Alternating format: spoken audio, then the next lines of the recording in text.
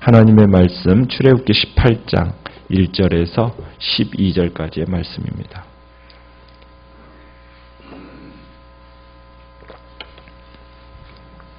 출애굽기 18장 1절에서 12절의 말씀 교독하겠습니다. 모세의 장인이며 미디안 제사장인 이드로가 하나님이 모세에게와 자기 백성 이스라엘에게 하신 일, 곧 여호와께서 이스라엘을 애굽에서 인도하여 내신 모든 일을 들으니라.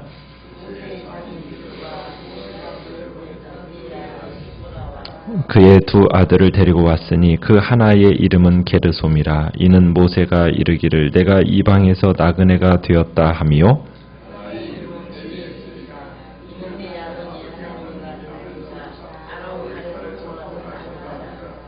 모세의 장인 이드로가 모세의 아들들과 그의 아내와 더불어 광야에 들어와 모세에게 이르니 곧 모세가 하나님의 산에 진친 곳이라.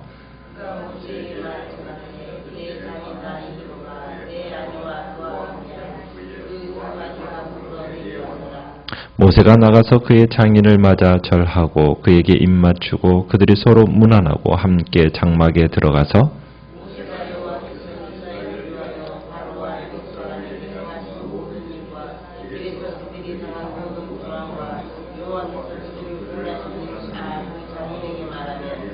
이드로가 여호와께서 이스라엘에게 큰 은혜를 베푸사 애굽 사람의 손에서 구원하심을 기뻐하여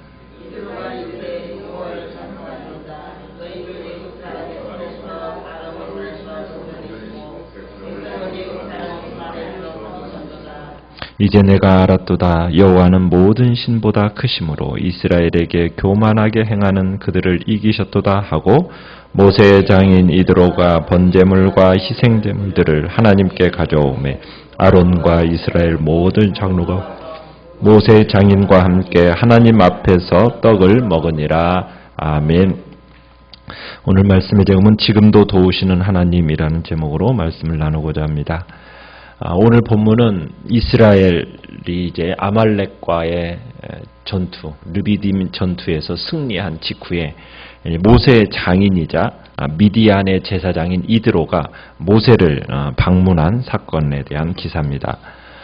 이드로는 이스라엘의 하나님 여호와께서 이제 모세와 당신의 백성 이스라엘을 애굽에서 구원하신 그 사건을 듣게 되었고 그것을 축하도 할 겸 그리고 또 할례 사건 이후에 모세가 그의 처자들을 돌려 보냈었는데 그 처자들을 다시 데려다 주기도 할 겸 해서 이제 르비딤에 머물고 있던 이 모세를 찾아온 겁니다.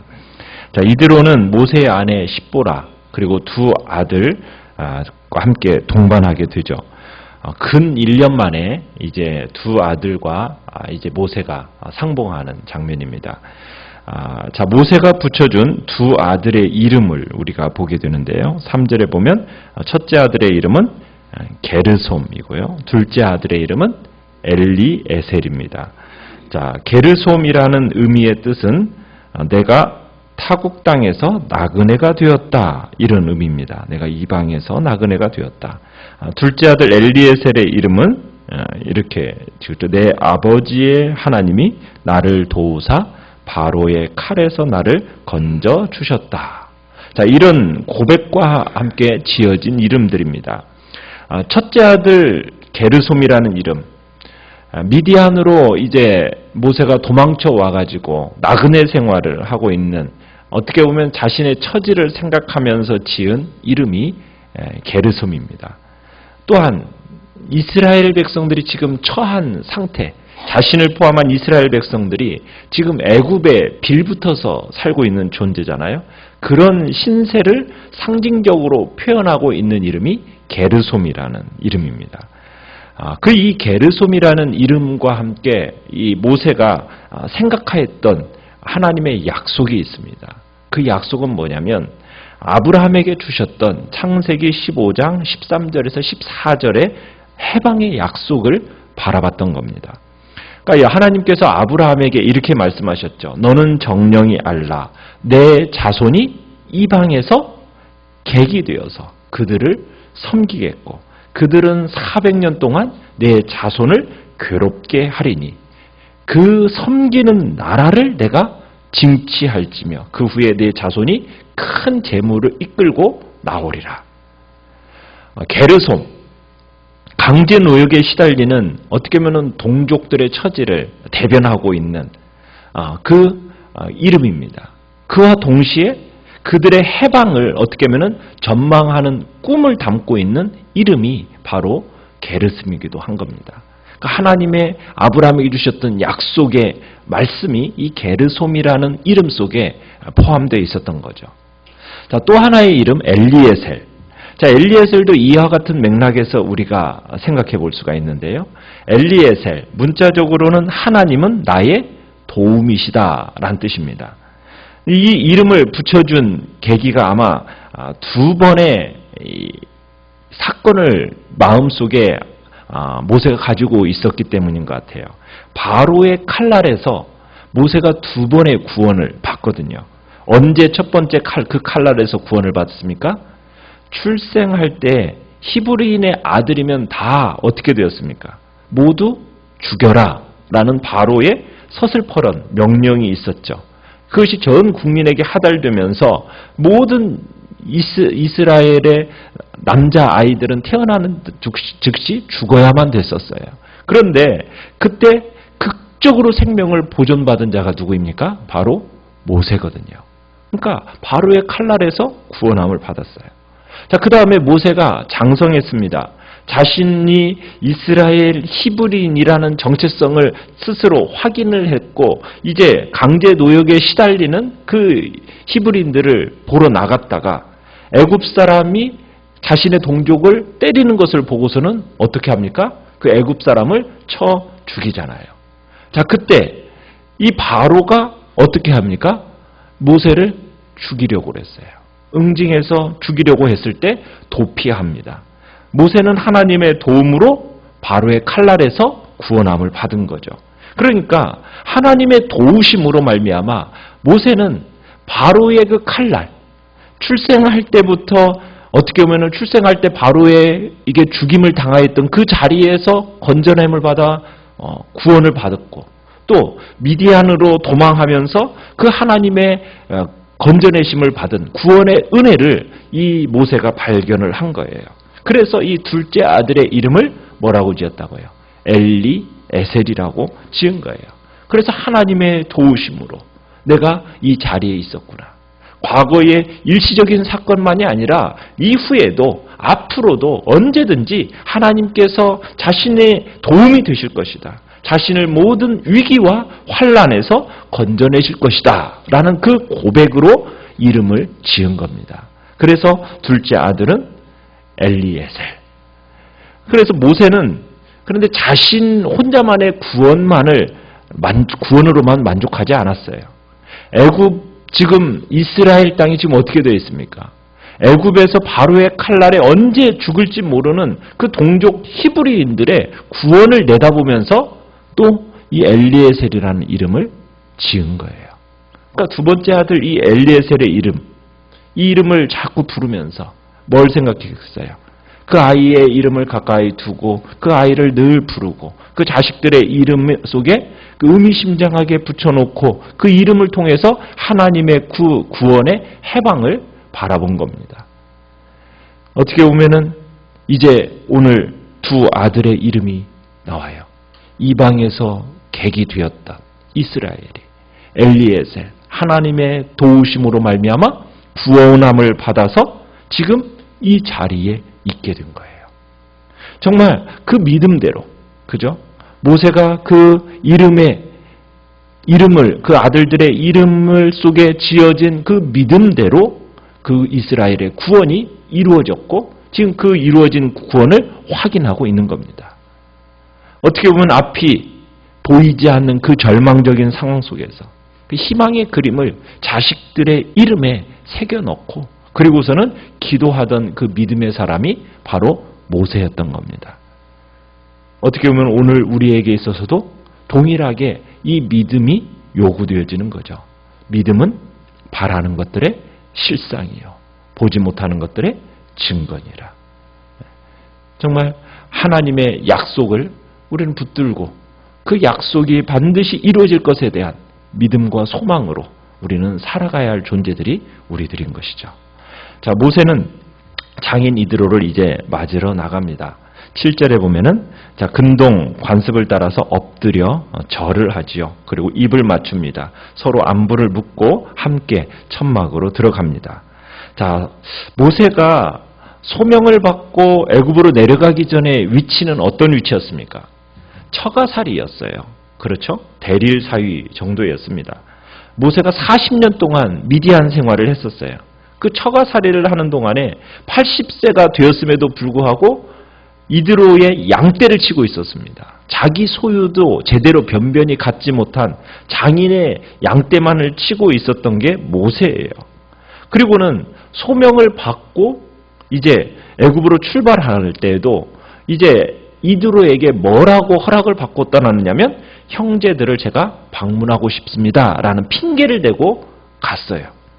그러면서 자식들을 함께 데리고 갔는데 데리고 가다가 어떤 일을 당했습니까? 하나님의 사자가 모세를 죽이려고 했었잖아요. 왜 죽이려고 했습니까? 할례 문제 때문에 그랬어요. 그래서 이 할례 문제로 인하여서 죽임을 당할 뻔했다가 이제 모세가 그저 십보라와 두 아들을 다시 처가로 보낸 겁니다. 그리고 홀로 애굽으로 내려갔던 거예요. 자, 그런데 이제 모세가 장인에게 8절에 보면은 이야기를 하는 겁니다. 하나님께서 이스라엘을 위해서 바로와 애굽 사람들에게 어떤 일을 행하셨는지, 또 자신들이 도중에 오면서 겪었던 그 모든 고생, 그리고 하나님께서 어떻게 자기들을 구원하셨는지 그것을 자세하게 이야기를 합니다. 이드로도 아마 들었던 것 같아요. 소문으로. 어떤 소문으로? 이 10가지 재앙을 통해서 애굽에서 이스라엘을 구원하신 소식을 귀로 들었다가 오늘 와서 보고서는 진짜 하나님께서 행하신 일이구나라는 사실을 깨닫고서는 이제 여호와를 찬양하는 모습을 보게 됩니다. 10절에 보면은 이렇게 표현을 하죠. 9절부터가 이제 이드로가 이야기하는 장면인데 여호와께서 이스라엘에게 큰 은혜를 베푸사 애굽 사람의 손에서 구원하심을 기뻐했다고 합니다. 그러면서 이드로가 이렇게 얘기하죠. 여호와를 찬송하리로다. 너희를 애굽 사람의 손에서와 바로의 손에서 건져내시고 백성을 애굽 사람의 손 아래에서 건지셨도다.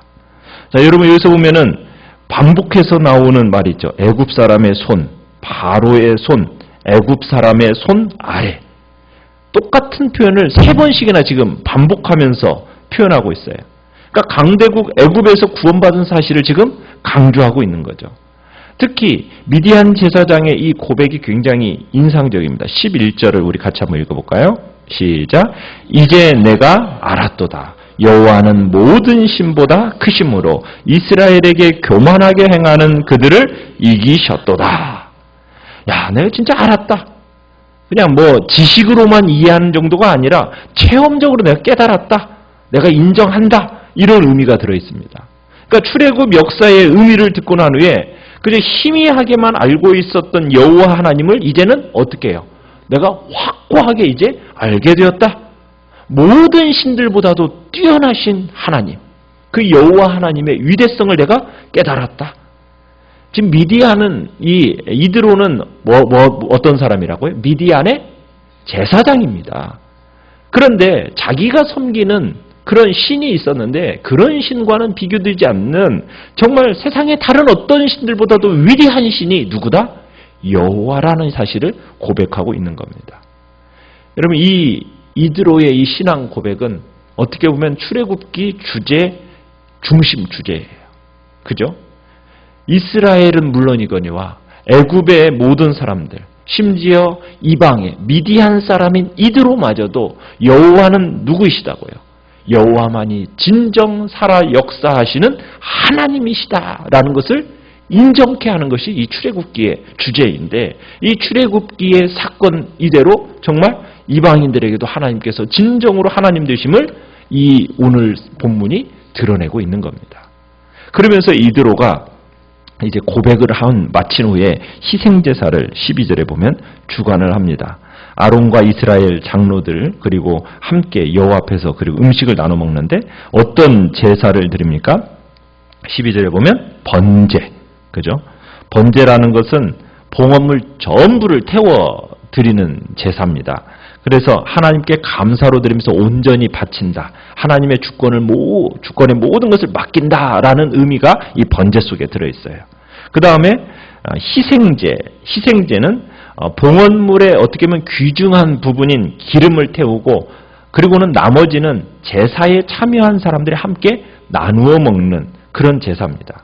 그래서 제사 참여자와 하나님 사이 그리고 제사 참여자들 간의 어떤 교제를 이 희생제 속에서 드러내서 친목제라고 불리기도 하거든요. 그래서 여호와 앞에서 지금 공동의 식사를 하고 있습니다. 그 안에서 함께 참여하면서 하나님과 그들 사이의 종교적인 어떤 연대를 확인하고 있는 거죠. 자, 미디안 사람의 이드로의 이러한 태도는 우리가 앞에서 본 아말렉과는 굉장히 대조가 됩니다. 그죠? 이방 민족인 애굽 민족, 그 다음에 아말렉 사람, 그리고 미디안 사람, 이 지금 세 민족을 우리가 보게 되는데 지금 애굽 족속 같은 경우는 어떻게 했어요? 애굽 민족 같은 경우는 여호와 하나님을 인정하지 않고 그 다음에 그분의 백성들을 억압하다가 잠시 풀어줬다가 결국 추적해서 그들을 죽이려고 했잖아요. 자, 그랬을 때 이 애굽 군인들은 어떻게 됩니까? 하나님이 일으킨 엄청난 재앙으로 홍해에서 수장되고 말아요. 자, 아말렉은 어떻게 합니까? 여호와를 무시하고 어떻게 보면 이스라엘 백성들 연약한 자들을 뒤에서 쳤어요. 자, 이에 대해서 하나님이 어떻게 반응을 하세요? 내가 너희와는 영원한 원수가 되어서 너희들을 반드시 멸하겠다. 이게 하나님의 아말렉 사람들을 향한 징계입니다. 자, 그런데 오늘 미디안 사람인 이드로, 이는 어떻게 합니까? 여호와를 인정하고 그분의 백성과 친교를 나누어요. 그랬더니 하나님께서 이 이드로와 미디안 사람 어떻게 하십니까? 구원의 방주 안으로 들어오게 돼요. 그러니까 이들의 운명은 여호와 하나님에 대한 태도에서 갈리는 거예요. 하나님을 어떻게 바라보고 그분에 대한 어떤 믿음을 가지느냐가 결국에는 구원의 길로 들어오느냐 아니면 멸망의 길로 가느냐를 확연하게 보여주는 갈림길에 서게 되는 것을 우리가 보게 되는 겁니다.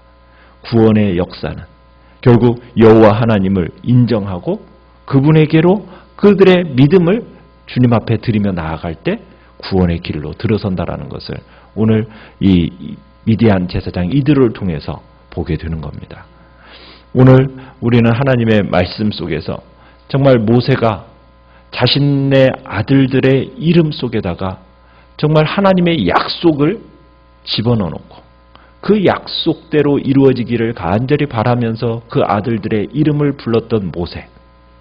오늘 드디어 그 모세의 신앙의 그 고백대로 결국에는 성취되어졌다는 것을 우리는 보게 됩니다.